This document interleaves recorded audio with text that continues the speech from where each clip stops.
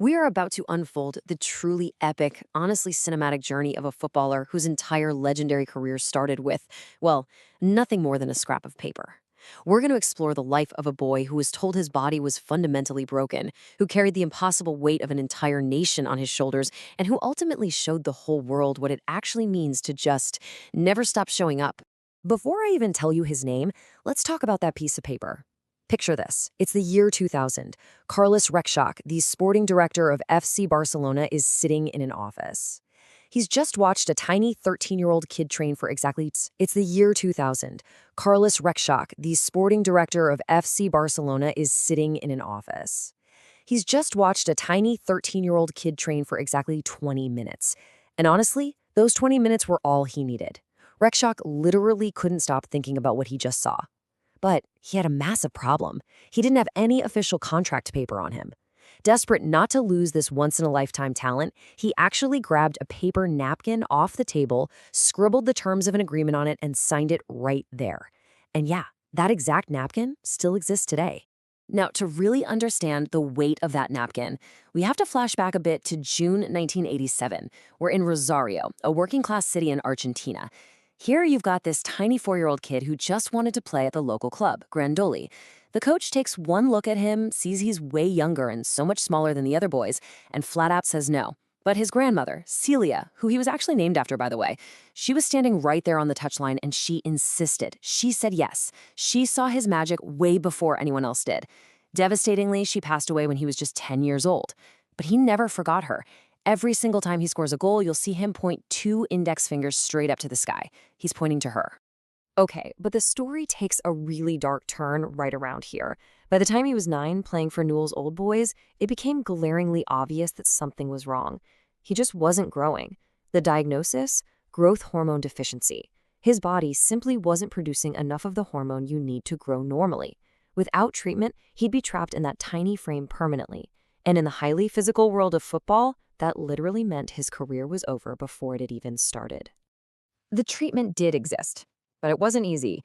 It required daily injections right into his leg. And the cost? $900 a month. Think about that for a second. For a dad working in a steel factory and a mom cleaning houses in late 90s Argentina, that number was completely impossible. Newell's Old Boys helped out for a bit, but then they stopped. The Argentine national youth teams refused. Even River Plate, one of the biggest clubs in the whole country, eventually just said no. Nobody was willing to foot the bill to keep this kid's dream alive. Which brings us right back to that napkin. This is exactly why Rekschak's desperate scribbling was so profoundly life-changing. That napkin guaranteed that FC Barcelona would pay for his medical treatment. They'd bring his family to Spain. They'd actually give this 13-year-old kid a real chance. When his dad told him the news, the quiet boy just paused for a second and then simply said, yes. But what followed was a really profound sacrifice. He gets to Spain, but after just 1 year, his mom and brothers had to fly back to Argentina. So he's left living in this small apartment with just his dad. Imagine being a 13-year-old kid, a whole world away from everything you know, silently taking these nightly leg injections. He was profoundly alone. But when he stepped onto the pitch at the La Masia Academy and had that ball at his feet, he was never truly lost. And slowly the medicine worked, he began to grow, just enough. And then, the explosion. I mean, his ascent to the first team was absolutely rapid. He makes his friendly debut at 16, his official debut at 17, and then, at 19 years old, in April 2007, he scored a goal against Getafe that literally made the footballing world stop. He gets the ball near the halfway line, beats one player, then another, a third, a fourth, and then casually rounds the goalkeeper. It was instantly compared to Diego Maradona's legendary goal of the century. The world was officially on notice. By 2009, it felt like everything arrived all at once. Playing under Pep Guardiola, Barcelona was playing arguably the most beautiful club football in history, and he was at the absolute dead center of it all. They won the Liga, the Copa del Rey, and the Champions League, capped off by this incredibly iconic header in Rome. The boy who was once deemed too small literally leapt perfectly to conquer Europe. At just 21 years old, he wins his first Ballon d'Or, the ultimate award for the best player on the planet. And then, during the 2011 to 2012 season, he achieved the literal impossible. He scored 73 goals in a single calendar year. 73! No footballer in the history of the game had ever done anything like that.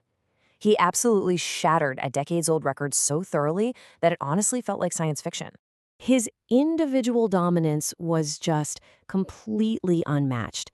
He won 4 consecutive Ballon d'Or awards, something no one had ever done, and eventually went on to win a historic 8 in total.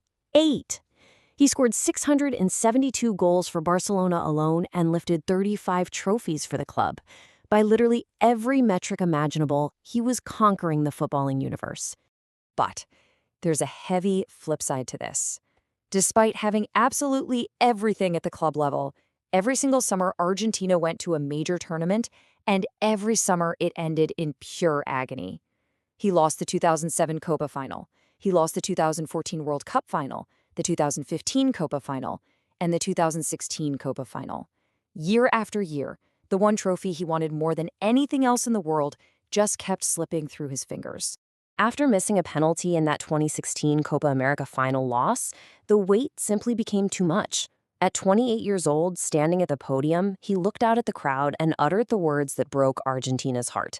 He was retiring from international football. He was walking away. In that moment, the entire nation suddenly realized the crushing, totally unbearable weight they'd placed on just one man's shoulders. Now, he did return 3 months later, but the heartbreak wasn't over. After getting eliminated by France in the 2018 World Cup, the noise grew absolutely deafening. It forces us to ask, is greatness strictly defined by World Cup? My friend, this debate isn't even really about football anymore.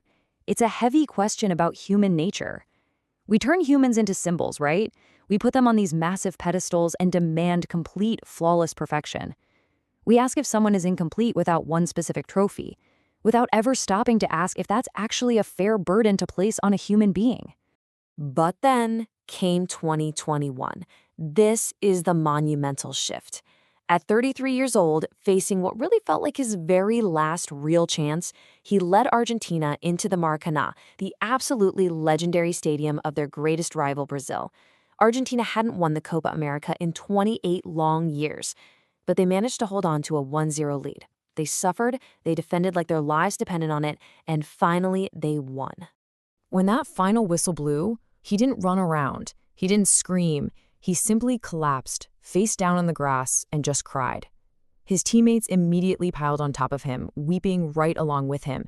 It was this massive, ultimate release of decades of tension. He had finally won for Argentina. But you know the story demanded one final chapter, the 2022 Qatar World Cup. At 35 years old, this was really it. And it started with a massive shock loss to Saudi Arabia that made the whole country feel like the nightmares of 2016 were rushing back. But he was different now. He led with this quiet, internal certainty. Step by step, they pushed forward. A completely precise, almost impossible pass against Croatia in the semifinals led them straight into what would become a beautifully cinematic showdown against France. If you watched this game, you felt it in your chest. Argentina goes up 2-0. Out of nowhere, France scores twice in minutes. In extra time, Messi scores again. France scores again, absolute chaos. It goes to penalties. The 35-year-old captain steps up first, slowly and deliberately places the ball, scores, and doesn't even celebrate. He just turns around. Total perfect execution. And when their goalkeeper, Emi Martinez, saved that final French penalty, pure silence. Then the release. After 35 years of carrying the weight of the entire world, something finally let go. He found his family out on the pitch. He embraced his oldest son, Thiago, just pressing his face right against his son's. In that single, breathtaking image of a father and his boy, the world's loud 15-year debate finally quieted down. He had actually done it. Just look at the final tally. 8 Ballon d'Ors, 35 Barcelona trophies, a World Cup, 2 Copa Americas, and the crazy thing is, even after moving to Inter Miami in 2023 for what we all thought was a quieter goodbye, he just kept relentlessly winning. He even secured another Copa America for Argentina in 2024 at age 36, literally playing through a brutal injury in the final. Which really brings us to the end of this explainer. You know, the absolute truth about Lionel Messi is that his greatness was never really about being the loudest or the most dramatic. It was simply about showing up. It's the father giving the injection every single night. It's the lonely 13-year-old staying in Spain. It's the 35-year-old going again when absolutely everything was on the line. Because someone believed enough to write on a napkin when literally everyone else said no. So I'll leave you with this provocative thought. Whatever you are building in your own life, whatever keeps escaping you, what do you need to keep showing up for? Keep showing up. The napkin is already signed.